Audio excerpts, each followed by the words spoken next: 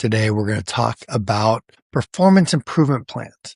I'm often asked by employers about how to use them, whether they should use them, and also from employees on how to approach those and what should be their response. A big issue from employees is they perceive a performance improvement plan as a sign that they're going to be terminated. There are some employers that use the performance improvement plan for that purpose. But the real purpose of a performance improvement plan is to improve someone's performance. And when used correctly, that document, that performance improvement plan actually provides a roadmap for the employee of exactly what they need to do in order to improve. So let's talk about, first of all, the elements of a performance improvement plan that should be in there and how an employer should approach them. The performance improvement plan should focus on what the employee is doing wrong and what they need to do to improve. So there's really kind of two parts.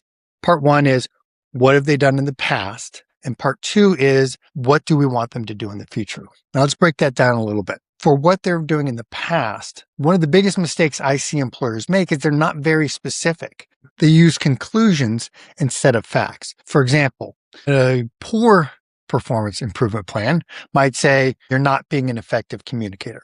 That's not very clear. It doesn't indicate what the employee specifically did that they need to improve on. It says, I overheard a conversation you had with a client, and you sat there and didn't interact with the client, and they had a lot of questions. It was obvious the client didn't know what was going on and needed help, and you weren't able to provide that. Now I'm giving some very specific concrete examples.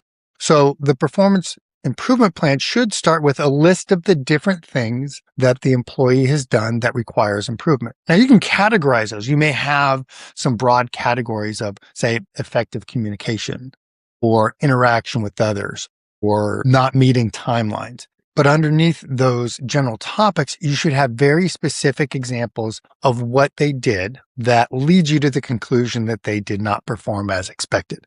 That's part A, is what did they do? And again, we want to use objectively identifiable information, not just conclusions. That's going to lead us into the second part of the performance improvement plan, which is, in my opinion, the more important part, which is, what is it you expect the employee to do? And again, we want to be very specific. If we are just general and say, we need you to get along better with others, again, that's not giving the employee direction. This is your opportunity to be very specific and set specific goals. The goal should be objectively identifiable. In other words, there should be no question as to whether or not somebody met that goal or not. If I say you need to do your work, we don't know whether or not that's done. It may be difficult to evaluate whether or not the employee met that goal or not. Versus, I need you to be at work on time, as scheduled, ready to work at 8:30 in the morning. That is very specific. If they show it at 8:35, they didn't meet it. If they showed up at 8:25 and they're ready to work at 8:30, then they did meet it. So be as specific as possible.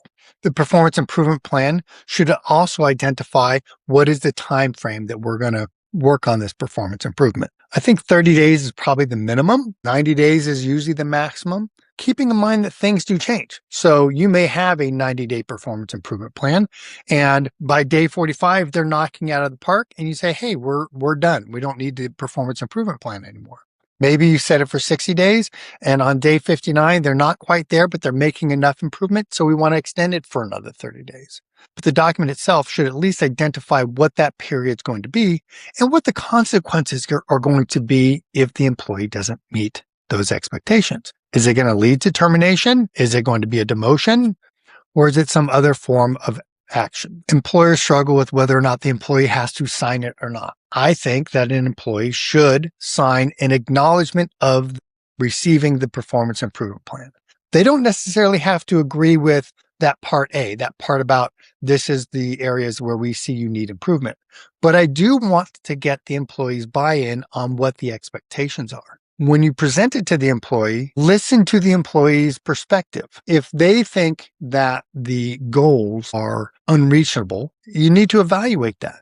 You need to evaluate whether or not your expectations are too high, or if the employee just doesn't believe that they can meet those expectations. Just because somebody doesn't meet 100% of the goals, does that mean that they're going to be fired? That's up to you and the company to decide how you want to handle that. I think the main goal is to have good communication throughout.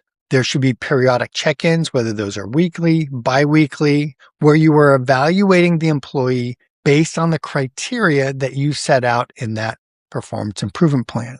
Adding in new or different requirements midway through causes confusion and it's going to create conflict. So stick with the plan that you've outlined. From the employee's perspective, I see a lot of employees that really want to get into an argument or fight about that first part, the what did the employee do wrong? From the employee's perspective, they may not agree with that. And generally speaking, I see performance improvement plans where that first part, where they're describing what the employee did wrong, is falling into three categories. One is, this is absolutely true. What you've described happened, and it makes sense to own up to that. Another is, that is verifiably false. That did not happen. You said I didn't meet that deadline, and here's the email that shows that I sent it to you on time.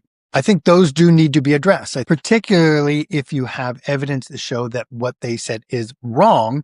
Then I think it's important to be clear, because starting a performance improvement plan based on false information may lead to problems down the road. The third category is where the description is correct, but there's other information. So for example, yes, I missed that deadline. It was supposed to be done on March 25th, but I gave you the project on March 20th and asked you for your feedback, and you didn't get back to me with any feedback until the 26th. So the final project wasn't done until after. So yes, it's true, but there's other intervening factors that the employer didn't take into consideration. I'm not as worried about addressing those or arguing those points. I actually think it's a losing position for the employee to argue with the employer about what led to the performance improvement plan. I do think it's important to address those ones that are verifiably false. And I think there is some validity in being able to acknowledge those where, yes, I made that error. But I think going line by line and fighting the employer on whether or not the employer's perspective is correct or the employee's perspective is correct is going to create a fight, and it's going to paint the employee in a light of somebody who can't receive feedback. I think a better tactic is really to focus on what the employer's expectations are. Because regardless of what has happened in the past, if the employee can meet the employer's expectations going forward, then presumably the employee can still remain an employee in good standing. Many times employees approach this performance improvement plan as, again, a disciplinary action. And it is, but it is also an opportunity. For many employees, a performance improvement plan is the first time they've ever received something in writing that specifically tells them exactly what they need to do to succeed. And if done correctly, there's objective criteria against which I, as the employee, am going to be measured.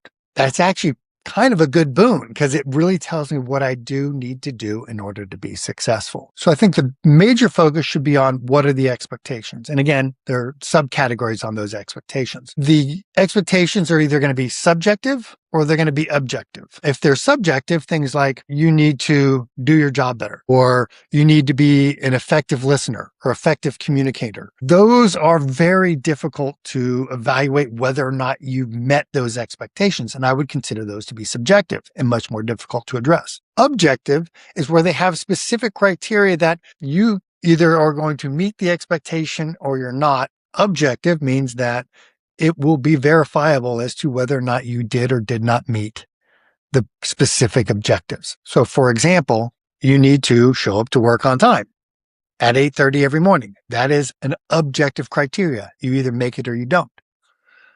Versus a subjective, you need to get your work done. You need to be prepared. Well, what does that really mean? So for the objective criteria, if you're the employee, I want you to look at those criteria and ask yourself, can you meet those? You as an individual. And then also, could anybody meet those? I mean, if an employer sets an objective, you have to have 1,000 widgets done by Wednesday, and nobody could do 1,000 widgets by Wednesday, we need to address that with the employer. And we need to say, look, I appreciate that this is the goal you want. And I think that's great to have a stretch goal. I'm concerned that you've set up a goal that neither I nor anybody else is going to meet. I will do my best to meet that, but understand that I feel like I'm being set up for failure. Only do that for a goal that truly is a goal that somebody cannot reach. not just one that's difficult to reach, but that they cannot reach. For those goals, those objective goals that are reachable, evaluate, okay, what am I going to need in order to meet those goals? The performance improvement plan process is an excellent time to let the employer know, hey, yes, I can do this, but these are the resources I'm going to need in order to do that. And we're going to talk about that in a little bit. But how do we address those subjective criteria? Well, one is to identify what your concerns are. For example, let's say an employer has a subjective criteria that they want you to be a more effective communicator. One, I want you to acknowledge that this is something that's important.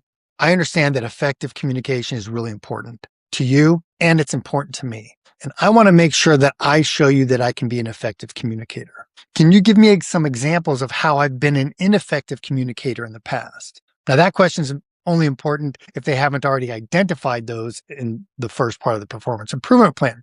But if you really don't know what they mean by being an effective communicator, it's okay to ask. I do think it's better if you can come with some examples of how you could be a more effective communicator. Perhaps in part one, the issue they identified is that you send emails out that have spelling errors. Okay, so what's a way to correct that? Well, most email programs have spell checkers. So you could acknowledge, hey, I understand being an effective communicator is important. Here's what I'm going to do is before I send out any emails, I'll do a spell checker. I think that will resolve that. What do you think? You're going to read the email again before you hit send. Maybe the effective communication is in your style. Many people have different styles on how they communicate. Maybe one of the tools that you need to use, that they want you to use, is more listening. And there are different ways, when I do seminars on how to be a more impactful listener and an impactful communicator. So figure out ways that, how can I meet that goal? And if you don't know what the goal is, it's okay to ask them, I want to make sure I understand that I am doing this correctly. Can you give me some examples of what you'd like to see? Again, if you can present some options of this is what I plan to do, and then you can ask, what do you think about that? Do you think that that would be effective? That way you're showing that you're proactive, and it's showing that you're not resisting what they're wanting you to do. The performance improvement plan is an indication that you're not performing something at the level that the employer wants. And if you fight them on whether or not you are or are not performing, all it shows is that you're not open to the feedback. If, on the other hand, you take it and say, wow, this is difficult for me to hear. I appreciate your perspective. I don't know that I agree 100% with everything that you put in here, but I am 100% committed to making the changes necessary. Now, of course, this all assumes that you're willing to make those changes that they're wanting you to make. If you're not willing to make the changes that they want, then that's going to be a disconnect between you and the employer, and you're probably not going to be employed very long because they want you to do something that's different than what you want to do. And ultimately, the employer has the right to dictate what your job is going to entail. So for any of those subjective criteria, we're going to be inquisitive, and we're not going to do it from a position of, you tell me what I have to do. We're going to do it from a perspective of, let's work together so that I can make sure I understand what you need so that I can be successful. So ultimately, the company can be successful. Taking it from that perspective, which is a difficult perspective to take, but taking it from that perspective shows a level of responsibility and engagement that's going to make it much more difficult for the employer to claim that you did not perform as expected. During the performance improvement process, if your supervisor or manager is not giving you feedback on how you're doing, it's okay to ask for that. Ask them, hey, it's been 2 weeks. I haven't heard back. This is what I've done. I'd like your feedback on, am I on the right track? I think it's always great if you can come to the conversation with proactive steps that you're taking. That way, you're not just leaving it up to the employer to dictate whether or not you are making or not making progress. This is a conversation. For both the employer and the employee, these conversations are not easy. Oftentimes, they have an amount of tension. Nobody likes to hear that they're not doing their job well. And most people don't like to tell people they're not doing their job well.